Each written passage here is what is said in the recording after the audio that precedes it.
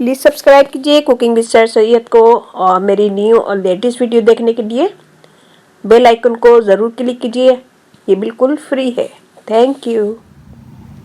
अस्सलाम वालेकुम नाज़रीन, welcome back to my channel. आज की वीडियो में मैं बताऊंगी कि लहसुन को कैसे छीलते हैं और कैसे सेव करते हैं। छीलना नहीं बताऊंगी, इसको बताऊंगी कि कैसे आप एक एक दाना छीलने से बेहतर है कि आप इसको इस तरह करेंगे तो बिल्कुल आपका टाइम भी वेस्ट नहीं होगा और लहसुन भी छिल जाएंगे, और उसको सेव करने का तरीका भी बताऊंगी।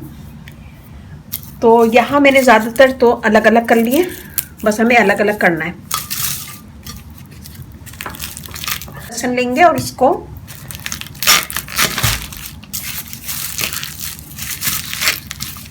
ऐसे दबाएंगे तो ये अलग अलग हो जाएगा।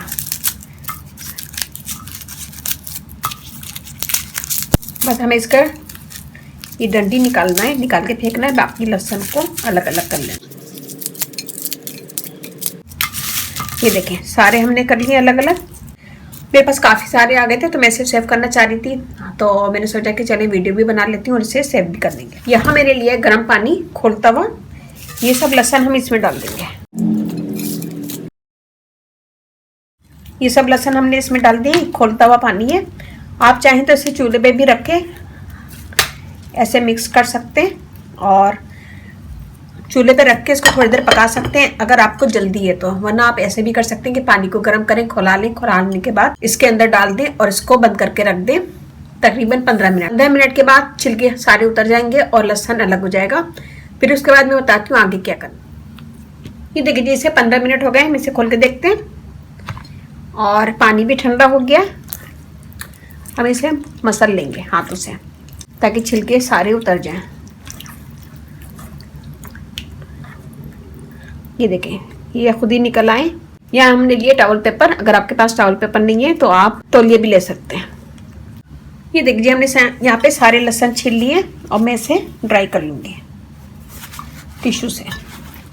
अच्छा से ड्राई करना है और ड्राई करने के बाद हम इसे फिर बंद करके किसी भी एयर टाइट कंटेनर में रख सकते हैं। ये देखिए ये हमारे लहसुन रेडी है। आप इसे इसी तरह सेव कर सकते हैं। इसे बॉयल पानी में थोड़ी देर छोड़ दें, फिर उसको मसल के हाथों से उसको निकाल दें जब पानी ठंडा हो जाए। इसको ड्राई कर लें किसी भी टिश्यू से, टॉवल से।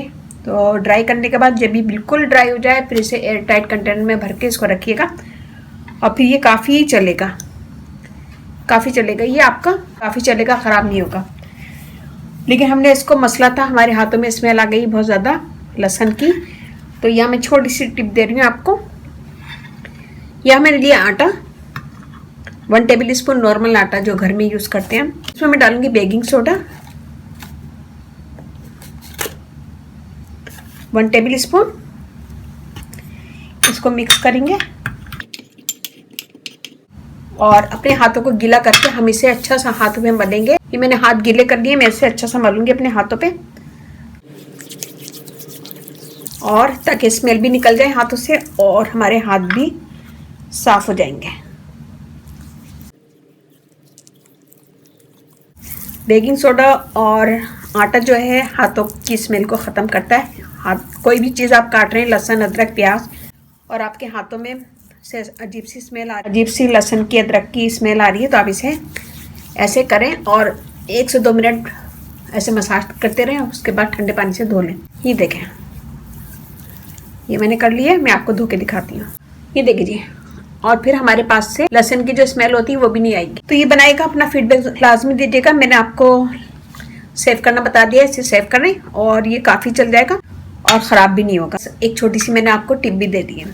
उम्मीद है कि छोटी सी वीडियो आपको अच्छी लगेगी। अच्छे लगे अपनी फैमिली फ्रेंड में ज़रूर शेयर कीजिएगा, लाइक कीजिएगा, कमेंट दीजिएगा। मेरी वीडियो को अपनी फैमिली फ्रेंड में शेयर कीजिएगा। मेरा फेसबुक पेज है, उसे लाइक कीजिएगा, कुकिंग विद सर सैयद, वहाँ पे भी बहुत सारी वीडियो अपलोड है, वो भी देखेगा। वीडियो ज़रा सी पसंद आए तो अपनी फैमिली फ्रेंड में ज़रूर शेयर कीजिएगा।